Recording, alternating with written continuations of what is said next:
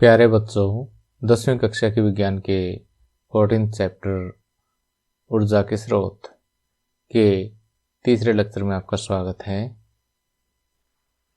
इससे पहले second lecture में हमने ऊर्जा के पारंपरिक स्रोतों में से जीवाश्म ईंधन के बारे में डिटेल से पढ़ लिया था और आज इस लेक्चर में हम तापीय विद्युत संयंत्र और जल विद्युत संयंत्र के बारे में डिटेल से पढ़ेंगे। तो आइए शुरुआत करते हैं। अब देखिए कि तापीय विद्युत संयंत्र और जल विद्युत संयंत्र के बारे में डिटेल से पढ़ने से पहले मैं आपको एक बात बता देता हूँ कि इस तरह से जो विद्युत पैदा करने वाली जो युक्तियाँ होती हैं उनमें एक डिवाइस का यूज़ होता है, एक यंत्र का प्रयोग होता है जिसको हम बोलते हैं डायनमो। क्या बोलते हैं? डायनमो। डायनमो वास्तव में क्या करता है कि ये जो मैकेनिकल एनर्जी है, यांत्रिक ऊर्जा जो होती है, यांत्रिक ऊर्जा को किस में बदल देता है? विद्युत ऊर्जा में बदल देता है। यांत्रिक ऊर्जा को विद्युत ऊर्जा में बदल देता है। अब कैसे बदलता है वो देखिए कि डायनमो के अंदर एक मैग्नेट होती है। क्या होती है? एक मैग्नेट होती है, एक चुंबक होती है, ठीक। और इसके चारों ओर जो है से तार की कुंडली होती है और जब ये मैग्नेट घूमती है, मैग्नेट क्या है? ये चुंबक जो जब घूमती है तो यहाँ पर इस कुंडली के अंदर विद्युत धारा पैदा हो जाती है, ठीक। तो इस तरह की जो युक्तियाँ हैं, तापीय विद्युत संयंत्र है, जल विद्युत संयंत्र है, इन युक्तियों में क्या होता है भाई, किसी भी तरह से जो है विभिन्न प्रकार की ऊर्जाओं का प्रयोग करके इस मैग्नेट को घुमाया जाता है, इस चुंबक को घुमाया जाता है। जब ये चुंबक घूमेगी तो इस कुंडली के साथ जुड़ा हुआ चुंबकीय क्षेत्र बदलेगा। जब चुंबकीय क्षेत्र बदलता है ना तो विद्युत धारा जो है पैदा होती है। तो इस तरह से जो यांत्रिक ऊर्जा है, इसको घुमाने वाली जो ऊर्जा है, ठीक है, उसको किस में बदल देता है? डायनमो विद्युत ऊर्जा में बदल देता है। इसके अलावा मैं एक यंत्र की और बात करूँगा जिसको कहते हैं टरबाइन। क्या कहते हैं? टरबाइन। ये टरबाइन क्या चीज़ है? ये वास्तव में एक लंबी रोड और एक इस तरह से कुछ पंखुड़ियाँ लगी होती है इसके साथ। ये जो अरेंजमेंट है ये क्या है? एक टरबाइन कहलाता है। और ये टरबाइन किसके साथ जुड़ा होता है? जो डायनमो की जो मैग्नेट होती है ना, इसके साथ जुड़ा होता है। तो अगर ये पंखा किसी तरह से घूम जाए ना तो साथ में देखो ये रोड भी घूमेगी, ठीक है। जब ये रोड घूमेगी तो मैग्नेट घूमेगी और फिर इससे क्या होगी? विद्युत धारा पैदा होगी। तो ये इस टाइप की जो अरेंजमेंट है वो क्या होती है? टरबाइन होती है। अब तापीय विद्युत संयंत्र और जल विद्युत संयंत्र, इन दोनों में ही क्या होता है कि ये टरबाइन घुमाया जाता है, ठीक है। पहले आपको एक मेन सा आइडिया दे देता हूँ, उसके बाद मैं आपको नोट्स में से सारा पढ़ाऊंगा। ये कि पहले क्या है कि इस टरबाइन को घुमाया जाता है, मैग्नेट घूमेगी, विद्युत धारा पैदा होगी। बस सिंपल सा यही कंसेप्ट है। अब तापीय विद्युत संयंत्र में क्या होगा? पहले हम जल विद्युत संयंत्र की बात को छोड़ देते हैं, तापीय विद्युत संयंत्र की बात करते हैं। तो इसमें क्या होता है कि कोयला जलाया जाता है। क्या करते हैं? कोयले को जलाते हैं, ठीक। यहाँ पर कोयला जला दिया, मान लिया। कोयला जलाने के बाद ये देखिए कोयला है ये, ठीक है, अपन जला दिया। यहाँ पे पानी है, ठीक है। कोयला जलाएंगे तो क्या होगा? पानी गर्म होगा। पानी गर्म होगा तो क्या बनेगी? भाप बनेगी।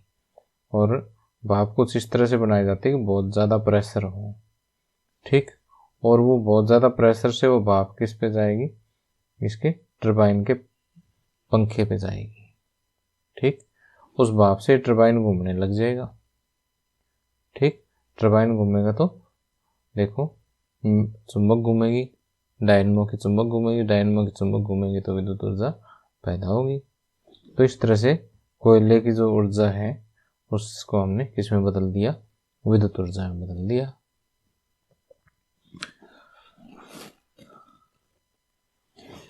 अब चलो लगे आते जल विद्युत संयंत्र की बात और कर लेते हैं कि जल विद्युत संयंत्र में क्या होता है कि एक किसी ऊंचाई पर एक बांध में पानी इकट्ठा कर लेते हैं। जैसे मान लीजिए नदी नालों से जो पानी आए ना, इस तरह से किसी ऊंची जगह पर बांध बना के वो पानी इकट्ठा कर लेते हैं। और उसके बाद जो है पानी को कुछ इस तरह से छोड़ा जाता है कि फुल स्पीड से, जैसे यहाँ से ओपनिंग कर दी और ये जो फुल भरा हुआ पानी जो है यहाँ पर ऊंचाई तक भरा हुआ पानी जब इसको खोल लेंगे तो गति के साथ आएगा यहाँ पर, और इन पंखों पे गिराते हैं, टरबाइन के पंखों पर ये पानी गिराते हैं। जब इन पंखों पे पानी गिरेगा तो क्या है, टरबाइन घूमेगा। टरबाइन घूमेगा तो आगे की कहानी आपको पता ही है, ठीक है। टरबाइन घूमेगा तो यहाँ पर चुंबक घूमेगी, डायनमो क्या करेगा, विद्युत ऊर्जा पैदा करेगा। तो यही है तापीय विद्युत संयंत्र और जल विद्युत संयंत्र की कहानी। तो आइए मैं इसको आपको डिटेल से पढ़ा देता हूँ, ताकि आपको अगर एग्जाम में लिखना पड़ जाए या अपने नोट्स में लिखना पड़ जाए तो आप कैसे लिखोगे। अब आइए तापीय विद्युत संयंत्र के बारे में आपको डिटेल से पढ़ाता हूँ कि तापीय विद्युत संयंत्र में क्या होता है कि एक काफ़ी ज़्यादा मात्रा में जो है जीवाश्म ईंधन यानी कोयला जलाया जाता है यहाँ पे, ठीक है। तो कोयले को बर्न जब किया जाता है तो इससे जैसे ये सारे जो है कोयले को जलाने वाली व्यवस्था है यहाँ पर, ठीक है। तो कोयले को जलाने से जो ऊष्मा पैदा होती है ना, उससे यहाँ पर पानी गर्म किया जाता है, ठीक है। ये देखिए इस पाइप में, जैसे ये पाइप है ना यहाँ पर, इसमें पानी है, तो इस ऊष्मा से पानी गर्म हो जाता है। इस पानी की क्या बनेगी, भाप बनेगी, देखिए यहाँ से, ठीक है। यहाँ से भाप बनेगी तो आगे जो है एक टरबाइन है जिसको हम भाप वाला टरबाइन भी कह देते हैं, ठीक है। तो जैसे ये भाप इस टरबाइन पर आकर के टकराती है तो टरबाइन का पंखा जो घूमने लग जाता है, और ये टरबाइन आगे किसके साथ जुड़ा होता है, एक विद्युत जनरेटर के साथ या डायनमो के साथ जुड़ा होता है, ठीक। तो इस डायनमो के अंदर जो चुंबक होती है वो भी घूमेगी, ये घूमेगी तो आगे क्या है, विद्युत धारा पैदा होगी। अब देखिए इस भाप का क्या होता है, ये भाप देखिए आगे यहाँ पर एक ठंडा पानी सर्कुलेट हो रहा है, जिससे किसी नदी से हम यहाँ पर पानी लेके आते हैं, इस भाप को ये पानी ठंडा करता है, ठीक है, और फिर वापस नदी में चला जाता है। इस तरह से यहाँ से ठंडा पानी झीलिया नदी से आता है, इस भाप को ठंडा करता है, और भाप ठंडा होने के बाद पुनः पानी में बदल जाती है, पानी फिर वापस यहाँ से ऊष्मा लेने चला जाता है, फिर भाप में बदलता है, ये सर्कल चलता रहता है, ठीक है। तो ये तो जस्ट समझाने के लिए था, बाकी आपने लिमिटेड शब्दों में इसका जवाब देना होता है, ठीक है। तो यहाँ पर इस संयंत्र के अंदर क्या होता है कि विद्युत काफ़ी ज़्यादा मात्रा में जीवाश्म ईंधन में ज़्यादातर कोयला ही होता है यहाँ पर, ठीक है, उसका दहन किया जाता है, जिससे क्या होगा, काफ़ी ज़्यादा मात्रा में ऊष्मा पैदा होगी, ठीक। तो ये जो बॉयलर बोलते हैं इसको, बॉयलर में भरा हुआ पानी जो है ना, वो किस में बदल जाएगा, वाष्प में बदल जाएगा, ठीक। और वाष्प का जैसे प्रसार होता है तो बॉयलर पर दाब बढ़ेगा, ठीक। इस बॉयलर के जो निकास वाले सिरे पर क्या है कि एक भाप वाला टरबाइन, जिसको हम वाष्प टरबाइन कहते हैं, वो लगा रहता है, ठीक। तो जैसे जैसे भाप टरबाइन से टकराएगी, टरबाइन घूमेगा, जनरेटर घूमेगा, सारा कुछ मैंने यहाँ पर लिखा हुआ है, ठीक। तो इस तरह से विद्युत का यहाँ पर उत्पादन होता है, और ये जो उत्पादन होता है इसको हम कहाँ भेज देते हैं, राष्ट्रीय पावर ग्रिड में भेज देते हैं, ठीक। और यहाँ से इसको लोगों में जो है बिजली वितरित कर दी जाती है। अब आगे हम देखते हैं कि जीवाश्म ईंधन का जब हम प्रयोग करते हैं तो इनसे क्या क्या हानियाँ हो जाती है।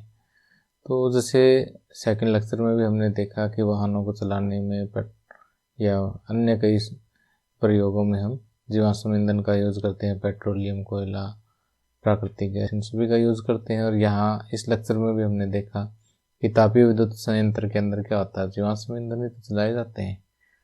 तो और वैसे भी जीवाश्म ईंधन जो है हमारी ज़रूरत की 85% जो ऊर्जा है उसको जीवाश्म ईंधन ही तो पूरा करते हैं। तो जीवाश्म ईंधन के प्रयोग से हानियाँ क्या क्या है वो देखो अब, कि इसका सबसे बड़ा जो हानि है, सबसे बड़ी जो हानि है वो है इससे जो प्रदूषण पैदा होता है ना, वो इससे काफ़ी खतरनाक है। कि जीवाश्म ईंधन का जब दहन होता है ना, तो काफ़ी ज़्यादा मात्रा में जहरीली गैसें निकलती है, विषैली गैसें निकलती है। ठीक। इसके अलावा अगर आप कोयले का उपयोग करते हो, बेशक वो आप थर्मल पावर प्लांट में करते हैं, तापीय विद्युत संयंत्र में करते हो या और कहीं भी करते हो, तो वहाँ से एक उड़न राख, यानी काफ़ी हल्की राख जो उड़ती रहती है वायुमंडल में, वो पैदा होती है। तो इन विषैली गैसों की वजह से, राख की वजह से जो है पर्यावरण काफ़ी प्रदूषित होता है। सबसे बड़ी हानि है ये।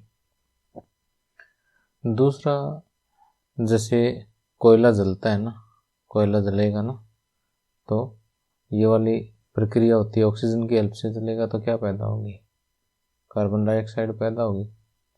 और जीवाश्म ईंधन कोई भी हो, कार्बन इसका एक इम्पोर्टेंट घटक है। ठीक। जब कार्बन इसका एक घटक है तो ये कार्बन डाइऑक्साइड पैदा करे ही करेगा। और कार्बन डाइऑक्साइड जो है ये एक ग्रीन हाउस गैस है। कौन सी गैस है? Green house gas. अब ये कार्बन डाइऑक्साइड करती क्या है, ये ध्यान से समझें आप। कि जैसे मान लेते हैं कि वायुमंडल के अंदर ये कार्बन डाइऑक्साइड है। क्या है ये? Carbon dioxide. दिन में सूर्य की किरणें कार्बन डाइऑक्साइड के मॉलिक्यूल्स पे, इसके अणुओं पे पड़ती है। तो ये कार्बन डाइऑक्साइड के जो अणु हैं वो क्या कर लेते हैं कि इसकी ऊर्जा को ट्रैप कर लेते हैं, कि सूर्य की जो किरणों में जो ऊर्जा होती है, उसकी गर्मी जो होती है, उसको ये ट्रैप कर लेते हैं, अपने अंदर रोक लेते हैं। ठीक। तो अब रात को जैसे सूर्य तो हमारी पृथ्वी से कई करोड़ किलोमीटर दूर चला जाता है, फिर गर्मी कौन देगा? कैसे वायुमंडल गर्म रहता है? वो कार्बन डाइऑक्साइड जैसे ग्रीन हाउस गैसेज जो है ना, जिन्होंने सूर्य की गर्मी ले ली थी, वो रात को छोड़ना शुरू कर देती है। ठीक। और हमारा पृथ्वी के चारों ओर का जो जीवन है वो इनकी गर्मी की वजह से तो बचा रहता है। तो आप कहोगे सर कि आप तो हानियाँ समझा रहे हो यहाँ पर, तो ये बड़ा ज़बरदस्त लाभ है इसका। अगर ये ग्रीन हाउस गैसेज ना होती तो पृथ्वी पर जीवन संभव ही नहीं था। बिल्कुल सही बात है आपकी, कि अगर ग्रीन हाउस गैसें ना होती तो पृथ्वी पे जीवन संभव ही नहीं था। लेकिन हम क्या कर रहे हैं अभी, कि हम जीवाश्म ईंधनों का बहुत ज़्यादा यूज़ कर रहे हैं। बहुत ज़्यादा यूज़ करने का मतलब बहुत ज़्यादा कार्बन डाइऑक्साइड पैदा कर रहे हैं। तो अब देखिए कि अगर कार्बन डाइऑक्साइड की अति हो जाएगी, बहुत ज़्यादा कार्बन डाइऑक्साइड पैदा हो जाएगी, तो पृथ्वी पे गर्मी भी बढ़ जाएगी। ठीक। गर्मी अगर बढ़ी तो हमारे नॉर्थ पोल पे और जो अर्थ के पोल्स पे जो है क्या है, काफ़ी बड़े बड़े बर्फ़ के ग्लेशियर हैं, या जहाँ भी बर्फ़ के ग्लेशियर वो पिघलना शुरू कर देंगे। ठीक। वो पानी कहाँ आएगा? समुद्र में आएगा। समुद्र का जल स्तर बढ़ेगा तो एक दिन सारी धरती जो है पानी में डूब सकती है, जल प्रलय हो सकती है, जीवन खतरे में पड़ सकता है। तो इस तरह से जो है, अगर इसको हम कहते हैं ग्लोबल वार्मिंग, तो इस तरह से अगर पूरी पृथ्वी पे गर्मी बढ़ती है ना ग्रीन हाउस के गैसेज की वजह से, उसको ग्लोबल वार्मिंग कहते हैं। तो इसकी वजह से जो है ग्लोबल वार्मिंग बढ़ती है। आप समझ गए होंगे।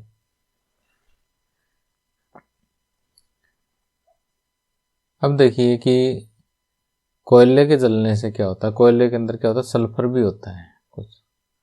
तो सल्फर, कोयला जब जलेगा तो सल्फर जलने से सल्फर डाइऑक्साइड पैदा होगी। ठीक। और कार्बन जलने से क्या पैदा होगा? कार्बन डाइऑक्साइड पैदा होगी। ठीक। तो ये सल्फर डाइऑक्साइड और कार्बन डाइऑक्साइड कहाँ रहेगी? पृथ्वी है, पृथ्वी के वायुमंडल में तो रहेगी। अब जैसे मान लिया बादलों से बारिश हुई तो क्या होगा, इन गैसेस के कणों पे पानी तो पड़ेगा, तो ये पानी के साथ रिएक्ट करके ये दोनों गैसेस किसके साथ है, पानी के साथ, वर्षा के पानी के साथ। जैसे बारिश होती है ना, तो बारिश का जो पानी होता है वो इन कणों के साथ रिएक्ट कर जाता है। सल्फर से सल्फोनिक एसिड बनता है, सल्फोनिक अम्ल बनता है। सल्फर डाइऑक्साइड और पानी की जो रिएक्शन होती है उससे सल्फोनिक एसिड बनता है, और कार्बन डाइऑक्साइड और पानी की जो रिएक्शन होती है, जो अभिक्रिया होती है, उससे कार्बोनिक अम्ल बनता है, सल्फोनिक अम्ल और कार्बोनिक अम्ल। तो इन अम्लों से क्या होता है कि जो शुद्ध पानी बारिश का आना चाहिए था वो किस में कन्वर्ट हो गया, अम्लों में परिवर्तित हो गया। तो इस तरह से अम्ल की वर्षा जो है पृथ्वी पे होती है, ठीक।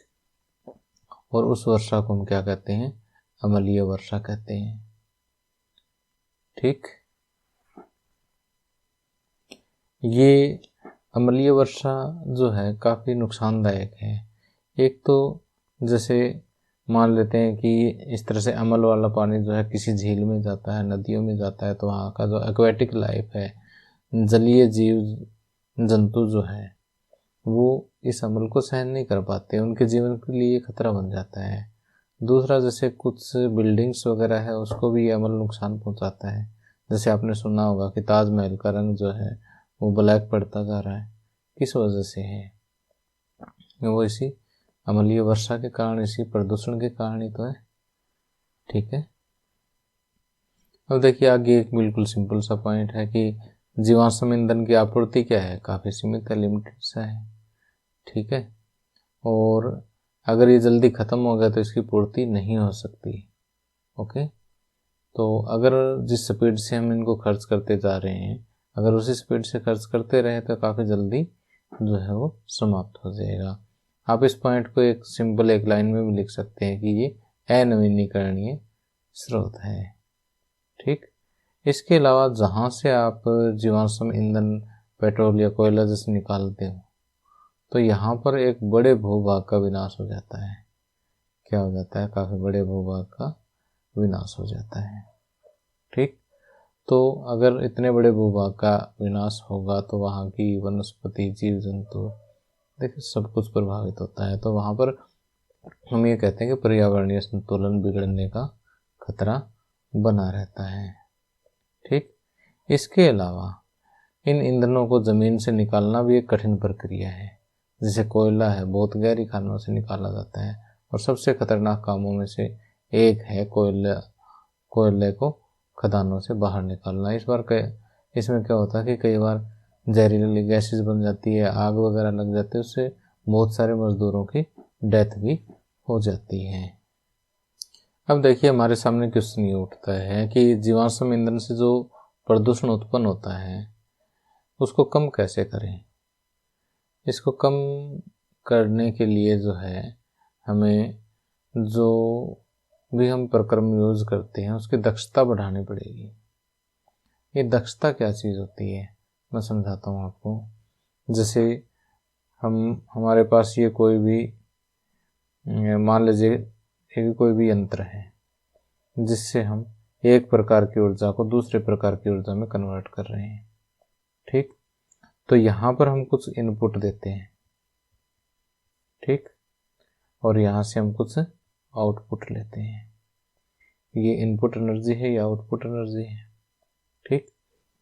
अब देखिए कि हमारे पास ऐसी कोई भी युक्ति, कोई भी प्रक्रम, कोई भी डिवाइस ऐसा नहीं बना है जिसको हम जितनी ऊर्जा दें उतनी की उतनी ये बाहर निकाल दें, दूसरे रूप में बदल के। जब भी ऊर्जा का स्थानांतरण होता है तो कुछ ना कुछ ऊर्जा जो है उसमें जो है किसी अन्य रूप में जो बदल जाती है, यानी उपयोग में लाई जाने वाली ऊर्जा के रूप में नहीं बदल पाती पूरी की पूरी।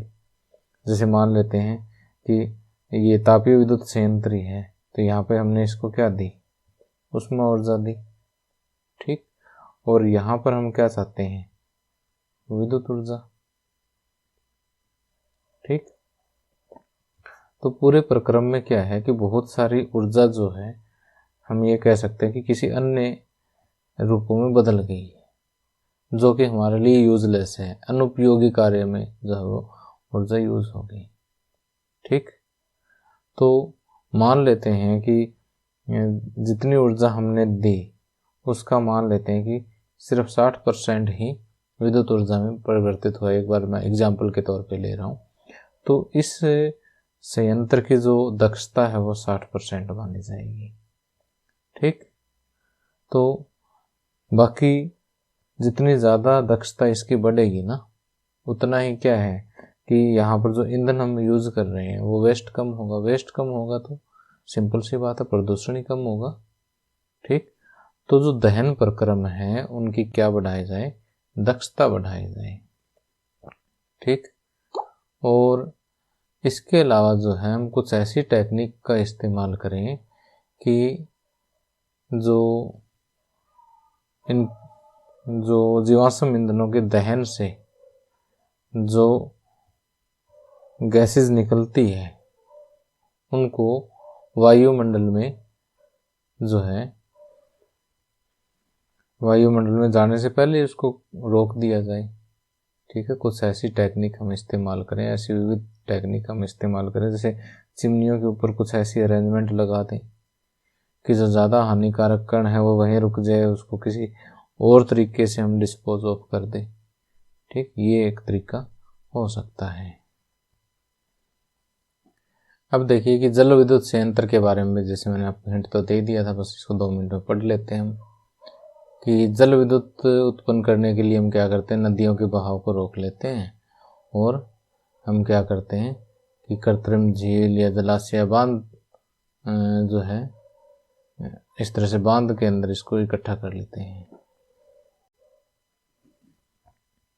अब आगे आता है जल विद्युत संयंत्र। जल विद्युत संयंत्र के बारे में जैसे मैंने आपको मुख्य रूप से तो बता ही दिया था, बस 2 मिनट में हम पढ़ लेते हैं कि जल विद्युत उत्पन्न करने के लिए हम क्या करते हैं कि नदियों का बहाव रोक करके उसको पानी को जो है ना बड़े जलाशयों में या कृत्रिम झीलों में रोक करके हम क्या कर लेते हैं, बांध बना लेते हैं। ठीक है, जैसे इस चित्र में यहाँ पर आप देख सकते हैं कि ये जो है पानी सारा हमने जलाशय में इकट्ठा कर रखा है, यानी एक बांध बना दिया एक। ठीक है, अब जैसे बांध में पानी इकट्ठा होता है ना तो काफ़ी ऊंचाई हो जाती है पानी की, वैसे भी ऊंची जगह पे होता है ये, और फिर बांध कुछ इस तरह से बनाते हैं कि काफ़ी ऊंचे लेवल तक इसका पानी भर जाए। जैसे ये ऊंचाई होगी तो जैसे आपको पता है कि जो स्थितिज ऊर्जा है, पोटेंशियल एनर्जी जो होती है वो किसके बराबर होती है, mgh के बराबर होती है। तो जितनी ज़्यादा ऊंचाई होगी स्थितिज ऊर्जा उतनी ज़्यादा होगी। तो इस पानी में क्या है, स्थितिज ऊर्जा। और जैसे ही आप इस बांध का एक कपाट खोलते हो ना तो स्थितिज ऊर्जा किस में चेंज हो जाएगी, गतिज ऊर्जा में। यहाँ से काफ़ी गति से पानी आएगा ऐसे। ठीक है, यहाँ से पानी जो है काफ़ी गति से आता है। ठीक, और ये पानी जो है आगे क्या करता है, यहाँ पर देखिए ये पंखा आपको दिखाई दे रहा होगा ना, ये किस चीज़ का पंखा है, टरबाइन का पंखा है। ठीक, तो इससे ये जो स्थितिज ऊर्जा है किस में चेंज होगी, गतिज ऊर्जा में। ठीक, और इस गतिज ऊर्जा की वजह से क्या होगा, ये टरबाइन घूमेगा। टरबाइन किसके साथ जुड़ा होता है, जनरेटर के साथ जुड़ा होता है, जनरेटर के साथ जुड़ा होता है, या डायनमो जिसको हम कहते हैं उसके साथ जुड़ा होता है। ठीक, और वहाँ से क्या होती है, विद्युत धारा पैदा होती है। ठीक, तो इस टाइप से जो हम विद्युत ऊर्जा पैदा करते हैं उसकी खास बात क्या है कि ये नवीनीकरणीय ऊर्जा स्रोत होता है। नवीनीकरणीय ऊर्जा स्रोत है तो हमें इसके समाप्त होने की कोई चिंता नहीं रहती। साथ में इसमें प्रदूषण का भी कोई काम नहीं है, प्रदूषण भी इसमें नहीं होता है। तो देखिए जल विद्युत ऊर्जा के लाभ में ये तो हम पढ़ ही चुके हैं कि एक नवीनीकरणीय ऊर्जा स्रोत है। ठीक, और दूसरा ये कहता है कि लागत के संगत उत्पादन होता है। इसका मतलब ये है कि जितना हम पैसा लगाते हैं बांध वगैरह बनाने में या संयंत्र लगाने में, उतना ही क्या होता है यहाँ पर विद्युत का उत्पादन होता है, यानी इसकी क्षमता कम नहीं है। ठीक है, क्षमता भी काफ़ी इसकी होती है। दूसरा जो है इसमें विद्युत का सतत उत्पादन किया जा सकता है, कंटिन्यूअस आप जो है बिजली पैदा कर सकते हैं। इसमें दिन रात का कोई चक्कर नहीं है, ठीक है। क्योंकि हमारे देश में या बहुत सारे देशों में ऐसी नदियां हैं जिनमें पानी जो है सारा साल बहता रहता है, तो पानी की कोई समस्या वहाँ पर नहीं है, तो इसका मतलब आप बिजली ऐसे पैदा कर सकते हो। और ये भी मैंने आपको बता दिया था कि इसका न तो कोई अपशिष्ट बनता है, ना ही कोई राख वगैरह बनने का इसका कोई चक्कर है, नहीं ये प्रदूषण फैलाता है, ठीक। और इसमें किसी भी रासायनिक पदार्थ का भी उपयोग नहीं होता है। अब देखिए कि आपने विद्युत ऊर्जा तो पैदा की, इसके साथ जो है कि ये जो पानी है इसको नहरों के द्वारा हम दूर दूर तक पहुंचा देते हैं, जिससे पानी जो सिंचाई या अन्य कृषि का कार्य में जो है ये उपयोग कर लिया जाता है। ऐसा नहीं है कि उस पानी ने टरबाइन घुमा दिया तो पानी खराब हो गया, पानी की क्वालिटी तो एज इट इज़ रहती है। और इसका एक फ़ायदा और भी है कि इससे जो है बाढ़ की समस्या से भी छुटकारा मिलता है। तो जैसे जिस नदी में बाढ़ आने की चांसेस थे, उस पर अपन ने क्या बना दिया, बांध बना दिया। बांध बनाने से क्या होगा कि आगे जो है पानी हम अलग अलग डायरेक्शन में नहरों में जो है डाइवर्ट कर देते हैं, इससे जो है बाढ़ का खतरा ज़्यादा नहीं रहता है। अब देखिए कि जल विद्युत ऊर्जा के जितने फायदे हैं उनमें से कुछ एक जो है नुकसान भी इसका होता है, या कुछ एक इसकी सीमाएं या कमियां हम कह सकते हैं, नुकसान नहीं, इसकी कुछ कमियां हम कह सकते हैं। कि एक तो जैसे पहली बात तो जल विद्युत ऊर्जा संयंत्र जो हम अपनी इच्छा अनुसार ये नहीं कि जहाँ मर्जी हम लगा दें। इसके लिए जो है वहाँ पे क्या होना चाहिए, प्रबल जलधारा होना चाहिए, तेज जलधारा होनी चाहिए, ऐसी कोई जो भौगोलिक स्थिति हो, ठीक है। और जो जल स्रोत है उसको काफ़ी ऊंचाई पे होना ज़रूरी है, ठीक। यानी ऐसी अरेंजमेंट हमें कहीं मिलेगी तो वहीं पर हम ये विद्युत ऊर्जा संयंत्र जो है वो लगा सकते हैं, अदरवाइज हम नहीं लगा पाएंगे। दूसरा, जैसे यहाँ पर ये बात आएगी कि जो विद्युत जो जल की धारा है वो सतत रूप से प्रबल होनी चाहिए, यानी बिल्कुल एक जैसे सतत रूप से मतलब कंटिन्यूसली प्रबल होनी चाहिए। नहीं कि मान लिया 10 मिनट प्रबल आ गई उसके बाद जो डिम पड़ गई, ऐसा नहीं होना चाहिए। और एक इसमें इकोनॉमिक फैक्टर भी आता है कि ये बांध वगैरह बनाने में जो है काफ़ी ज़्यादा लागत आती है, और बांध बनाने में जो कृषि योग्य भूमि है उसका भी यूज़ होता है, और जिस जगह पर बांध बनाया जाता है ना उस जगह पर रहने वाले जो स्थलीय जीव है वो भी काफ़ी ज़्यादा मात्रा में मर जाते हैं, ये भी एक नुकसान है। तो प्यारे बच्चों, इस लेक्चर में इतना ही, और अगले लेक्चर में हम जैव मात्रा यानी बायोमास और जो है इसके अलावा बायोगैस संयंत्र के बारे में हम डिटेल से पढ़ेंगे। और बायोगैस संयंत्र एक बहुत इम्पोर्टेंट टॉपिक है, और इसके अलावा जैव मास का उपयोग करने पर क्या नुकसान है, क्या फ़ायदे हैं, इसके बारे में हम डिस्कस करेंगे। उसके बाद नेक्स्ट हमारा टॉपिक आएगा पवन ऊर्जा, इसके बारे में भी हम इसी तरह से डिटेल से पढ़ेंगे। तो प्यारे बच्चों, उम्मीद करता हूँ कि आपको मेरा लेक्चर पसंद आया होगा, और पसंद आया हो तो इसे ज़रूर लाइक शेयर सब्सक्राइब करें। Thank you, have a nice day.